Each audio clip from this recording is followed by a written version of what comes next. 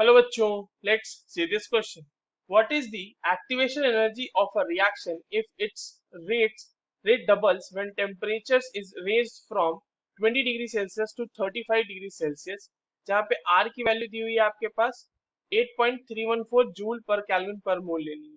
और जो हमारे पास एक्टिवेशन एनर्जी है बच्चों, उसके लिए चार अलग अलग पॉसिबल वैल्यूज हमारे पास दिए हुए हैं।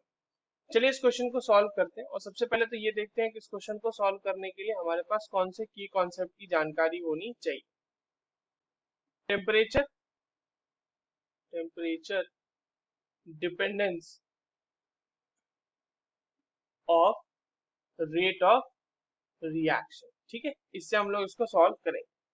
देखिए बच्चों, इसके लिए जो हमारे पास एक इक्वेशन आती है बच्चों, वो आती है log K2 upon K1 equals to EA divided by 2.303 R। ये हो जाता है आपके पास 1/T1 माइनस 1/T2। थोड़ा सा इसको सॉल्व करेंगे तो ये आ जाता है हमारे पास EA अपॉन 2.303 R।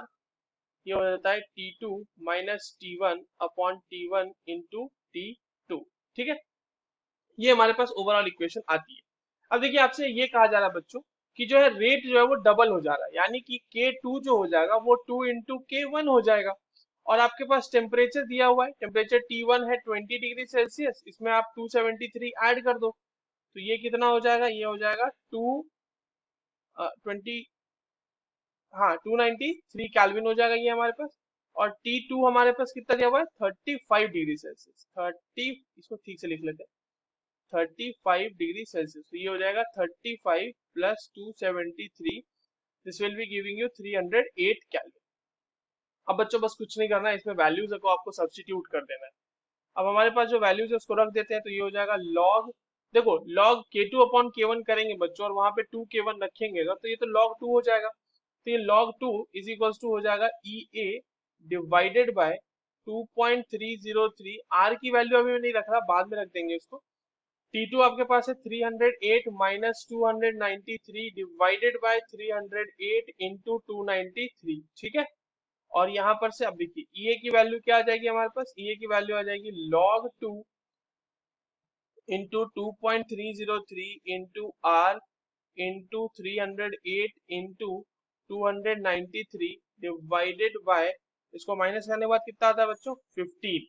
अब ऊपर में जो वैल्यूज है बच्चों उसको सॉल्व करते चलते हैं हम लोग। चलिए तो EA की वैल्यू जो होगी, EA की वैल्यू वो हो जाएगी 0.301 log 2 के लिए 2.303 हो जाएगा, इंटू R के लिए हम लोग देख रहे हैं 8.314, ठीक है, इंटू 293 इंटू 308 डिवाइडेड बाय ये आ जाएगा हमारे पास 15।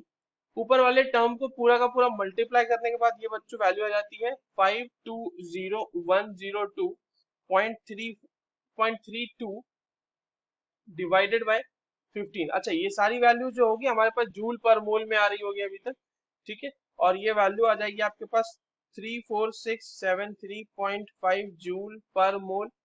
ये वैल्यू आ गई। इसे अगर हम किलो जूल में लिखना चाहें तो हम इसे लिख सकते हैं 34.67 किलो जूल पर मोल, ठीक है। ये हमारे पास एक्टिवेशन एनर्जी आ गई and this is given in the very first option 34.7, वो नियरेस्ट वैल्यू वही है बच्चों। So correct answer is option A. I hope you understood this well, all the very best.